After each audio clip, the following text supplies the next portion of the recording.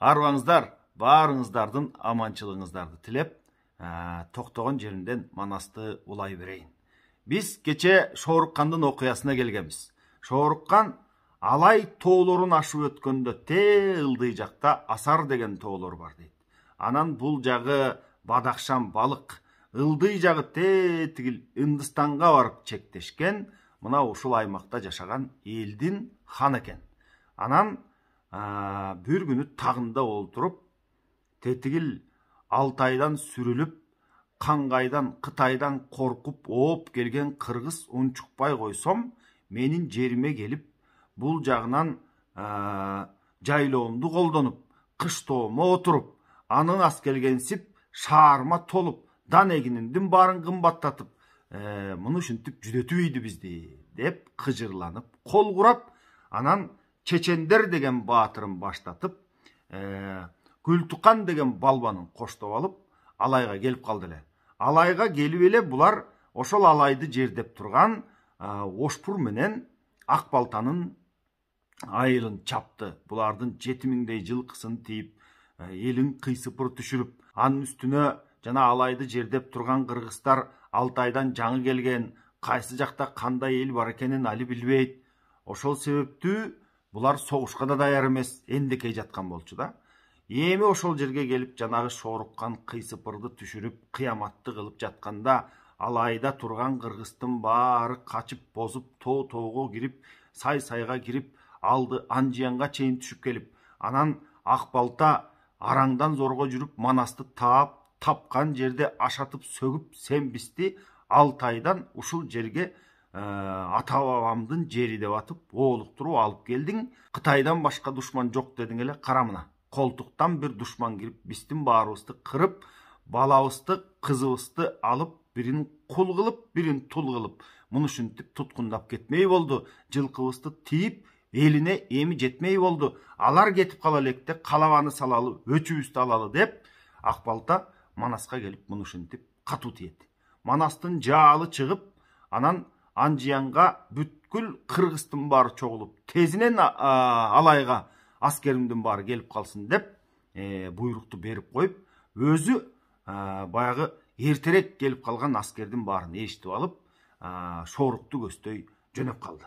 Эми Манастын ошондогу бооруму, салтанаттуу сайгашка сөөлөтү журттан бир башка, кызыл байрак 40 кашка кылганы журттан бир башка, кыргыздын Манас падыша, Ак асаба кызылтуу, айгайлаган ызычуу, көк асаба кызылтуу, көк жаңырган улуучу, Көкжал Манас баатырдын жүрүп калган жери бу. Алайга барчу белинен, ашыгышып, шашышып, ат баспаган жеринен, кийик ашпас тоо менен, тар капчыгай коо менен, ашып кыя бел менен, өлгөнчө кармашайын деп, өзү тийген эл менен ашып түштү алайга дейт. Муну ушинтип алайга Манас ашып түштү.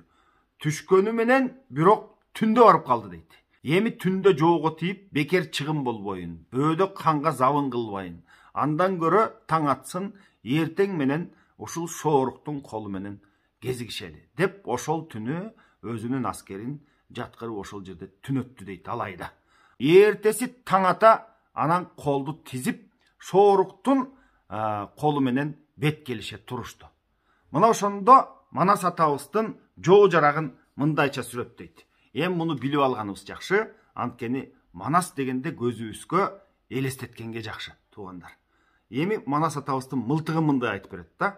Ыракы жакын ылгабас, ортосу болот оозал барс, түтүнү туман түгүспан, кароолу тажал огажал, асынып жүрсө ак келте, ашыкпаса кой чыгар, ачууланса замбирек, ак келте мылтык асынып дейт. Бул Манас атабыздын мылтыгы. Эми найзасын кандай сүрөттөйт, аны дагы угуп алыңыздар.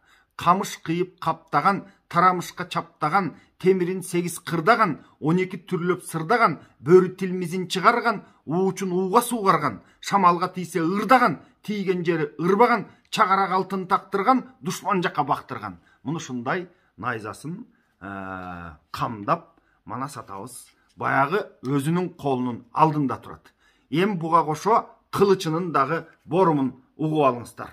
Түн ичинде сууруса, өртөңдөнүп кызарган, уруштуу күндө узарган, заарын тарткан мунардан, учун кайкы чыгарган, тоого чапса таш кескен, белге чапса баш кескен, шиберге койсо өрт кеткен, шилтегени мүрт кеткен.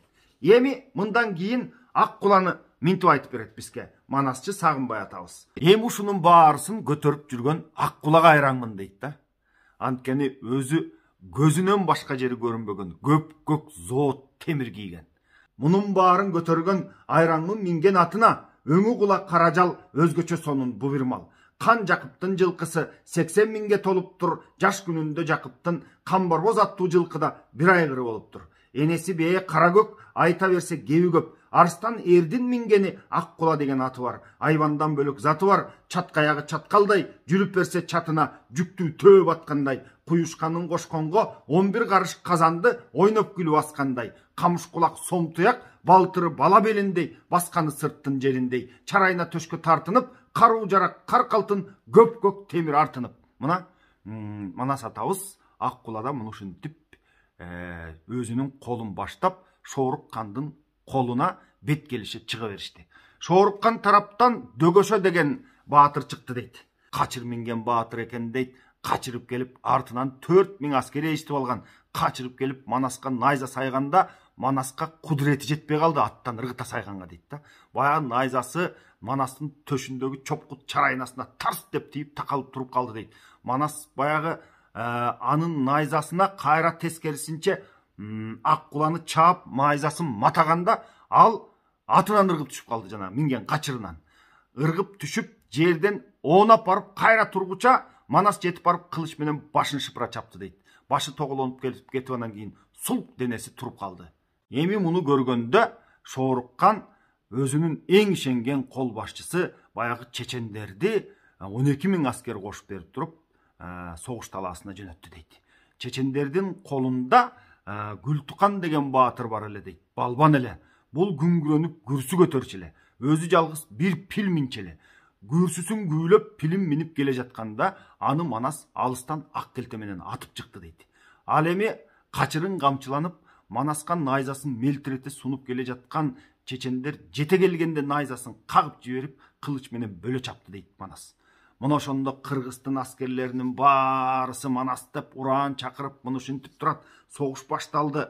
Андан кийин Чаталак каар дегени бар экен Шооруктун. Мына ошол чыгып турат да. Чаталак каар дегени чабдар качыр ат минген, чаап чыгып келгени. Эми качыр минип согушат экен да булар. Жарымы төө минип, жарымы качыр минип жана эле айтып кеттик. Бул жакта эшек мингени да бар. Ошол Чаталак каар чыгып, жаткан кыргыз эл деди, ажалың анык жеткени, азыр мага кел деди. Майданда байрак булгады, өлөрүң келгин дегенде өткүр сыргак турбады. Өнөрү болсо көрөйүн, өнөрү жок ит болсо өзүн жерге көмөйүн. Арстан сыргак күүлөнүп, ачууланып сүйлөнүп, эр сыргакта не туруш, кызыл атка камчыруш. Качырып сыргак жеткени, ошо турган Чаталак одан айзан эткени дейт. Чаталактын найзасы чарайнага бир тийип, чар түзүлүп кеткени дейт. Ба чарайнага тийип, булар соот кийген, темир кийген аскерлер да. Чарайнага бир тийип туруп, карс деп сынып кетти дейт да. Айгайлаган оозу деп, ажал күнүң ушу деп, оозго найза неткени, шилисинен коркоюп, найза чыгып кеткени. Чаталак кетти чалкадан, анык ажал жеткени, Чаталагын өлтүрүп, чалкасынан салганы. Баягы Чаталактын айгайлаган оозу ушул болсо деп туруп, баягы оозго мейлеп барып туруп, найзасын салганда шилисинен чыга түштү дейт сыргактын найзасы. Майданда сыргак бакырып, баатырың болсо бат кел деп, байрак булгап чакырып, сырттан сыргак туруптур дейт да. Бул сыргак эми сыргакты сүрөттөсөк ал мындай. Өткүр сыргак жол салды. Миңди көрсө шашпаган, миңди көрсө бир өзү көп экен деп качпаган. Билген ишин баштаган, санды көрсө шашпаган, санды көрсө бир өзү жалгызмын деп качпаган. Сундурса найза тартпаган, сум сайып жоодан кайтпаган, көк казык атын чуратып, көсөмдөрдүн кыйласын көмө чаап сулатып. Мына ушинтип жүргөн сыргак бул. Мына ошол сыргак жана Чаталак каарды өлтүргөндөн кийин анан Шоорук бүткүл колуна буйрук берди дейт. Кана эми каптагыла деп. Мына ошондо Кыргыздын караандары мынтип турат. Арстан Манас баш болуп, ак калпак кыргыз баарысы ат коюшуп калышты. Аралашып эки кол арманы жок салышты. Айбалта кылыч чабышты. Ар түрлүү элдин улугу арманда Шоорук куруду. Сакалат менен тарсасы келген экен бул колго, ынды менен калчасы. Бул жерде сакалат, тарса деген баягы Шооруктун колунун ичиндеги улуттарды айтып жатат да. келген екен бұл қолға ынды менен қалчасы дейді. Ындыдан дағы аскер келген екен, қалчадан дағы аскер келген екен дейді. Күн жүріші тарабы жылқыға таңсық барчасы, қачыры минген, нар минген, төе мингені дағы бар, төөлөшүп көп аскер уруш болған чағы бар. Қиғақтуын айза көк түпік, қылымды бұзған қырық батыр, қыраған манас баш болып, чуу тарты уруш салғанда, чуңқурларға қан толып, алайдың башы алавел, аралашқан қалың ел, туға қарап тұрышып, туу тақанда урушуп, қолтықтың бары чөйліп, қолдың бары жойылып, қанаттың бары қайрылып, чапандың бары айрылып, етектің бары түгөніп, ерлер сынып үгөліп, ериндің бары кесіліп, емчектің бары езіліп, тизенің бары сүріліп, тизгиндің бары үзіліп, мылтықтың бары атылып, мықтылардың барысы қызылдай қанға батылып, мына шындай соғыш болып жатады да. Мына ушынтіп қылыштың бары чабылып, қырғыз алаш уылына қызық бүгін табылып, мұны шынтіп тұрғанда Шоруктың қолы қача баштады дейді. Бұл баяғы көп баяғындай зот кийген, қачантан бері соғышып жүрген, анын үстіне тигилер төө менен, анан кейін қачыр менен, анан ешек менен соғышып атса, бұлар төөсү бир барып келген жерге қырғыздар 6 барып келсе, мұны шынтіп баяғы алардын сайған найзасы чарайна чоққыттан өтпөсө, анан айласы жоқ қырылып атат дейді. Ошентип ана Шоруктың қолы қачып жөнөдү. Үңкүр көрүп тооташтан жерге кирген андан көп, жийде жаңгак токойго черге кирген сандан көп, тоодо токойуп адамы тоо ташка тыгылды Шоруккандын адамы дейт. Булар үңкүргө ташка бекинип, эптеп, септеп, качып баягылардан ушул согуш талаасынан эптеп кутулуп качып кетип калалы деп, Шоруккандын адамдары бириндей баштады. Качкан жоосу курусун, карап көргүн жумушун, алып жүрөт кыргыздар ээси жок аттарын бүтүрүп алып жумушун, мургапты көздөй бет алып, қаны Шорук салыптыр, 300 миң келген аскерден Шорукка жолдош көөлден 60 миң қалыптыр. 300 миңдей аскер менен келдиле дейт, 60 миңдей араң қалды дейт да. Бузулуп качкан кол менен кеймен качып алыптыр, алайдын башы Алаташ, ары жагы тегин Каракоо, ат жүргүсүз Улутоо, ар тараптан ашышып, арты түшү душмандын алаш уулу катуу жоо. Муну шынтип баягы жүрөгү түшүп душман алайдан ашып, Алаташ, ар жагы тегин Каракоо деген жерлерин барын ашып, анан ептеп септеп тетигил Бадахшан тарабына 60 миңи араң барды дейт да. Аны мындайча сүрөттөйт. Бадахшан маймун балыкка, сымбыла шаар Ташкотон, үмүтүн үзүп ошондон урушта качып бошонгон, тыгырмадан кечүүгө, Бадахшан балык маймунга барып кирип кетүүгө. Эми бул баягы Шоруккандын жери, Шоруккандын шаарларын айтып жатат. Чөлү дөбөт багыты, башкы журту Шоруктун Тарса, Калча, Маңгыты. Бу Шоруктун эли. Тарсалар, Калчалар, Маңгыттар. Барган жерден дарбытты дейт, элин үркүтүп жатат. Түбү түрүк кыргыз деп, түк ырайым кылгыс деп, кара кыргыз эл келет, кишекен деп ойлоба. Бул түбү түрк кыргыз келе жатат артыбыздан. Булар деген такыр ырайым дегенди билбейт экен. Кара кыргыз эл келет, кишекен деп ойлоба дейт да. Кара кыргыз деген эл артыбыздан кууп келатат.